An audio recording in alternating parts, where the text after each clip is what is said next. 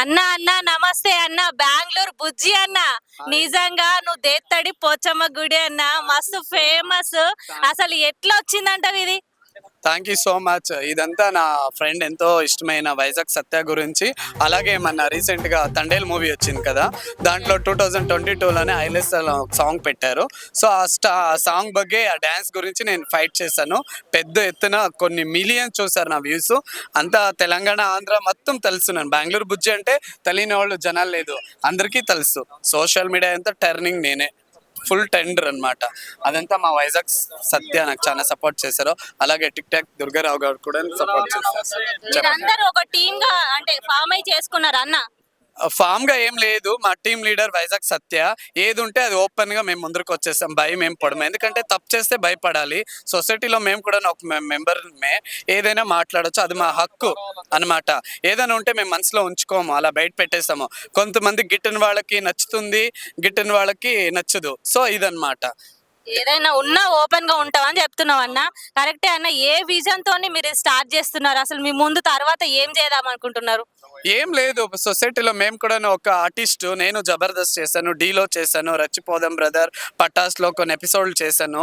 2017లోనే తెలుగు ఇండస్ట్రీలో వర్క్ చేశాను, మలిమాల షోస్ అన్ని. సో కాకపోతే నేను కూడా ముందుకు రావాలి. ఇప్పుడు ఫుల్, అప్పుడైతే కొంచెము యూట్యూబ్స్ ఆన్లైన్స్ అవన్నీ తక్కువ ఉండే. ఇప్పుడు ఫుల్ రన్ లో ఉంది ఇంటర్నెట్ అంతా. మనం కూడా ఇప్పుడు ముందు వచ్చి ఏదైనా ప్రజలకి అలరిద్దాం, మంచి క్యారెక్టర్లు చూపిద్దాము, నా హావాభావాలు చూపిద్దామని ఒక ఆశ, అంతే.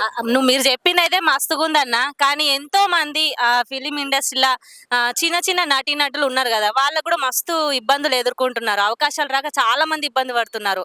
అందరికి కూడా అవకాశాలు రావాలంటే ఏం చేస్తే మంచిది అంటారు? Good question. ఇప్పుడు చిన్న చిన్న వాళ్ళంతా నటిస్తున్నారు అంటే ఫస్ట్ టాలెంట్ చూపించాలి. టాలెంట్ ఉంటే చిన్నవాళ్ళు పెద్దవాళ్ళు లేదు, ఇప్పుడంతా చిన్నవాళ్లే పెద్ద స్థాయికి పోతున్నారు. మొన్న వెంకటేష్ గారి మూవీ ఏదో వచ్చింది కదా, అదే ఏ మూవీ అది, సంక్రాంతి. దాంట్లో చూడండి, చిన్న అబ్బాయి ఎంత టాలెంట్ చూపించాడో.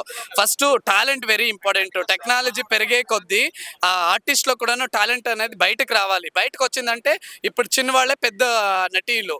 ఏడొస్తురు అన్న, ఏడుకోయిన టాలెంట్ తొక్కి పడేస్తారు కదా. ఎలా తొక్కి పడేస్తారు? మన టాలెంట్ ఉంటే మనకు ఉండే ఉంటుంది. ఇప్పుడు నా టాలెంట్ ఉంది, సాయి పల్వి గారు వాడుకున్నారు. సో 2022లోనే నేను వాడేశాను. ఆ స్టెప్ తండేల్ మూవీలో పెట్టారు స్టెప్. ఆ స్టెప్ చూపించి నేను అలిసిపోయాను. నా షోల్డర్ అంతా. అన్న దుర్గారావు అన్న, నమస్తే. ఎట్లున్నావు? బాగున్నావా? ఒక్కసారి మరి మా బావగారికి వచ్చేటి వేళ పాట ఒక్కసారి వాడండి అన్న. మీ బావగారు వచ్చేసి వేళ, మీకు బంతి పూలు తెచ్చేసి వేళ, నాది నాది నాది నక్కిలిసు గొలుసు. మరి తెలుగు ప్రేక్షకులందరికీ నిజంగా రుణపడి ఉంటాను. ఈ సాంగ్తో ఎంతో నేను ఫేమస్ అవ్వలేదండి, తెలుగు ప్రేక్షకులందరూ కూడా నన్ను ఫేమస్ చేశారు. మీకు ఎల్లప్పుడూ రుణపడి ఉంటాను.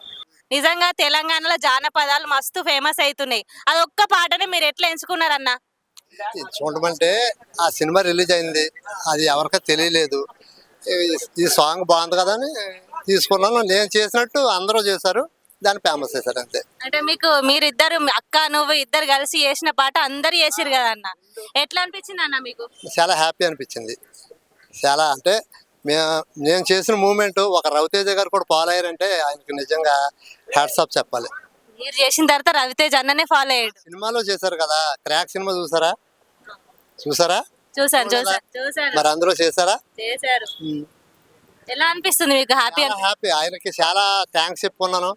ఒక చిన్న టిక్ టాక్ దుర్గారావు గారి స్టెప్ ఒక రవితేజ గారు చేశారంటే అదృష్టంగా భావించాను. అది ఏమన్నా మూవీస్ చేస్తారా అన్న? మరి ఇప్పుడు 13 సినిమాలు చేస్తున్నా.